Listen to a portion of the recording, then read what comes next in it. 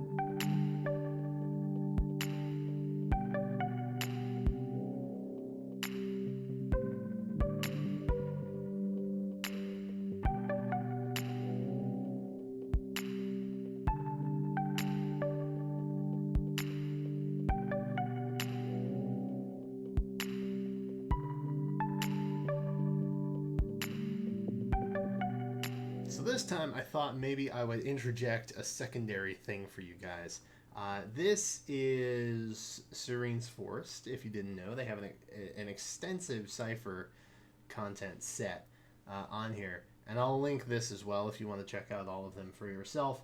But I was going to quickly go over everything that was basically in set 21 so we can kind of see what we had. And this is also where I'm going to talk about the stuff that I missed. Surprisingly, after 5 boxes, I was missing 2 SRs. That's it.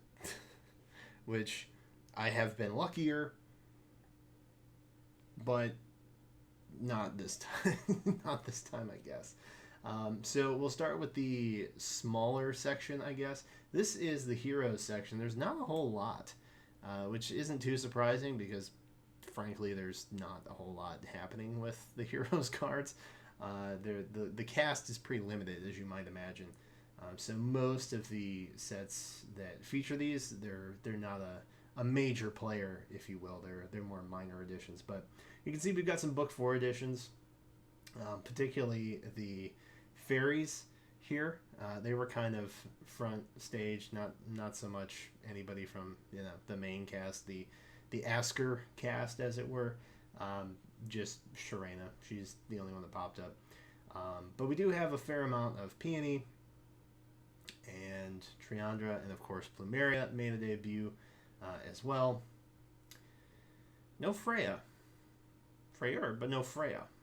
So I would maybe look for set 22 to have her in it, just because that is the last set. And they are going to be featuring characters from every series, not just a handful like they normally do. This is going to be a bigger set. They're going out pretty large, I think, for the most part.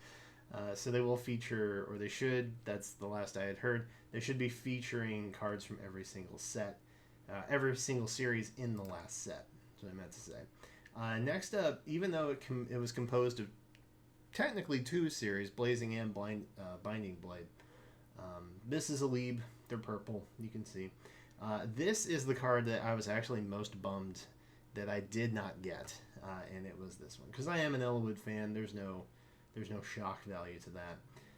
But spoilers, didn't end up getting him. At least that I am aware of, unless I missed it somewhere, but pretty sure I didn't. And there's another one, too, that we'll talk about in a second. I don't know how Mangs keeps getting into Cipher, but good on him. Hey, I'm proud. You do you, man. And then, this was probably the most coveted, and I think you saw that in the video that we got her. Got a handful of her, actually. Fear had some nice sets as well.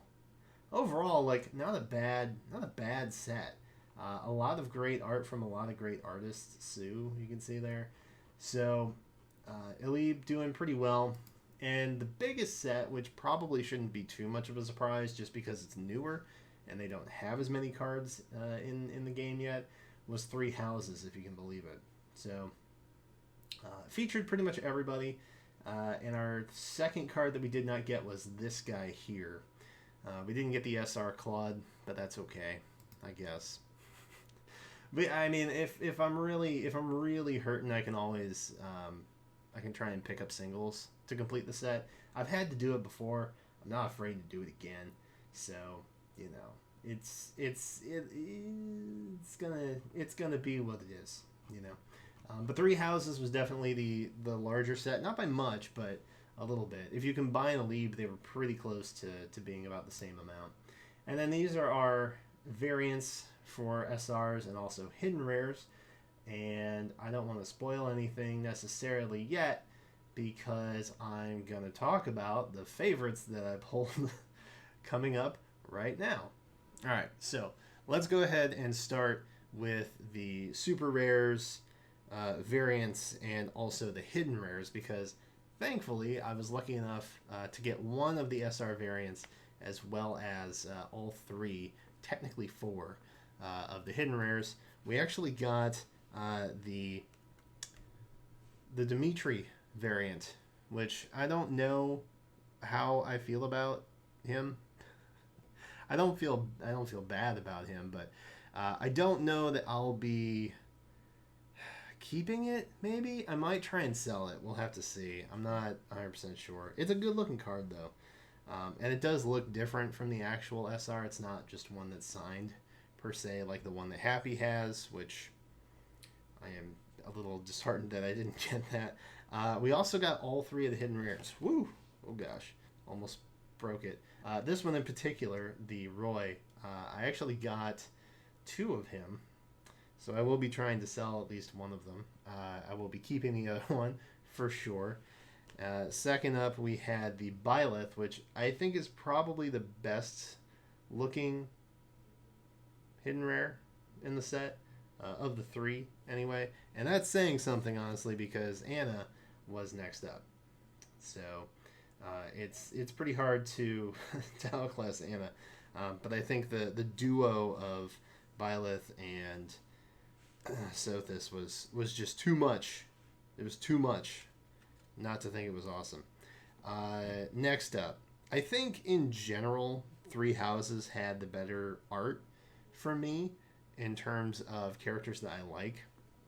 But I will give a nod to Blazing Blade, because this guy right here, this Raven Priscilla Lucius, is so dope. And I'm so glad that I was able to pull it. Again, I didn't get the other trio, the Lord's trio, the Ellawood, Lynn, Hector, but this guy is pretty dope, and so I'm genuinely pretty pleased that we got that. I need more Lucius in my life, to be honest. Like, that's really mostly what it is. The other one, I'm like, what is this card that I'm looking at? I don't know what it is. Is it Dancer Lynn? What's happening? What's this? I don't know what it is, but I love it. And I'm glad that it's in my life, I guess. But I don't know what the source inspiration was for this, and I'm curious to find out. I'm gonna have to do more research. This was one that I opened and found it on the live stream, and I didn't actually know that this card was in here because I got my boxes day after release. So like nothing had been updated. I hadn't seen the full sets of everything, so it was genuinely like kind of a surprise, which is sort of why I ignored the Path of Radiant stream and we kind of skipped it. I'm sorry. Those will be back on Saturday. Don't worry. Next up, Sue. Sue had some great art. And those of you who know why, leave a comment. Let me know why this is easily one of the best arts in the set. I'll be interested to know if you know why. Has to do with the artist. Hint. So Sue was a big win for me. So was, honestly, Fear. I'm not a big Fear fan, and I'm not calling her Fur because I will not do that. But I'm not a big Fear fan, but she had some good cards in this set. I'm not sure how they play. I haven't looked at the translations yet. But overall, not bad. Not bad. Shout out to my dude Ed, who is a huge Fear fan. I'm going to have to ask him if he calls her Fear or not. I don't know. Easily one of the... I maybe the best card visually in the entire set this time around. And I actually got 3 of them. This. Easily this. Armad's Tome Lilina. I don't have words for what this card is, but it is so cool. Absolutely amazing. I'm very much a fan of this, and I'm glad I have 2 more. I don't know. I don't know if I'll keep them. I don't know if I'll try and build a deck around it or not, but very, very nice. Very, very nice. And I know a lot of people were looking at this particular card and thinking, oh my god. So if we ever do get a legendary Lilina in Fae, I genuinely hope it is something like this, because it is super cool. So Three Houses, I think, like I said, probably had some of the better arts, but again, it's maybe just because of the characters. This set was especially nostalgic for me because, Blazing Blade was the first Fire Emblem game I played, unless you count Melee, according to a lot of the Smash people who hate Fire Emblem characters in Smash. But Blazing Blade was the first the first Fire Emblem game that I played, and Three Houses is currently my favorite. kind of tied with the Radiant series. And then Heroes, of course, I do a lot of Heroes content, and that's how you have all probably found me for the most part. So this set in particular was kind of like a big deal for me. But Three Houses, I think, had the winning cards, in my opinion. First up, Mercedes. Mercedes had some great art. There is a whole lot happening in the background of this card. I don't even know where to begin telling you about it. But there is a lot happening back here. And so just overall, both of her cards, very, very, very solid. Ingrid, also, lovely. Fantastic card. I always love Ingrid art. I'm genuinely kind of underwhelmed by how she performs in any of my playthroughs. Maybe I'm just not training her properly. But her art in general is bang up, 100%. My dude Ash got in on the action. And if you hadn't noticed, the Three Houses aspect of this set is very Blue Lions, Golden Deer focused. Except I am more of a Blue Lions guy, evidently. Because I didn't pick any Golden Deers as my favorite, unfortunately. I have a friend who's a giant Lysithea fan who probably would have picked the Grimoire Lysithea as his favorite. But Ash, I think just the colors in this card alone and the way it reflects in holo is really neat. You can kind of see some stuff, a flame in the background, which is always neat. Yuri. Dude, this is one that I knew about ahead of time. It got shown in one of the live streams or the Cipher chats, but I wasn't really anticipating being as big a fan of this card until I saw it in my own hands. And it's very, somebody in the live stream said it was very Castlevania-ish, and I was like, yo, 100%. I totally see that. Yuri's one of the more interesting characters, I think, that Fire Emblem has given. And they do a nice kind of weeding out of his character through supports and things like that. And of course, the story as well. But he's kind of up there in terms of favorite boys for whatever reason. I don't know. I haven't quite figured out Yuri, and maybe that's part of it. Before I get to the last card, I got to give a shout out to just the humble non-holo cards. The Anna from Three Houses. The outfit, everything is working, and I love it. So special shout out to just the HN Anna from Three Houses, the humble HN. This is the one I was bummed that I didn't get the SR variant of. Not that it was any different, really. It just had a signature on it, so not really missing much in terms of art visually, but. Happy had one of the better cards, I think. Again, I don't know how it plays. I haven't looked at translations necessarily, but big fan of Happy just in general. And I'm glad that the Ashen Wolves got in on this too. Granted, it was mostly Blue Lions and Golden Deer, but they did include the Ashen Wolves, which hadn't really had a spotlight until this set. I don't think we'd had any released, so. Good stuff. I'm glad that they got in on it. Constance had some good cards too. Shout out to Constance, who didn't make my top list, but Happy definitely did. It was one of the cards that I was most looking forward to trying to get, and I'm glad that I think I got 2 total. I probably will not sell the other one, so there's that.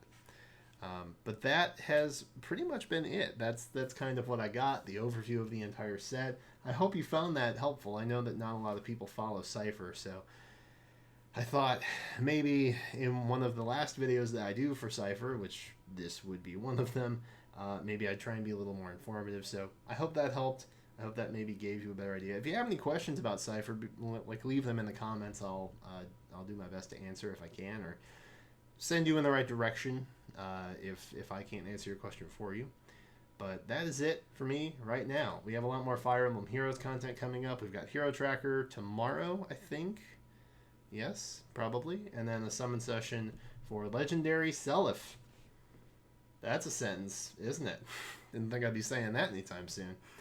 Coming up the day after. So if you want to catch any of that, you don't want to miss out, be sure to subscribe. Also, ring the bell, put the little sound bars on, because otherwise subscribe doesn't really mean anything and it's just random. Who knew? Who knew? YouTube changing our lives one step at a time. But that is it for me right now. Thank you guys so much for watching. Let me know what your favorite card in the set was, even if I didn't necessarily highlight or pull it. I kind of went through the whole set a little bit earlier, so let me know what your favorite card from the set was. Thank you guys again so much for watching, and I will catch you next time.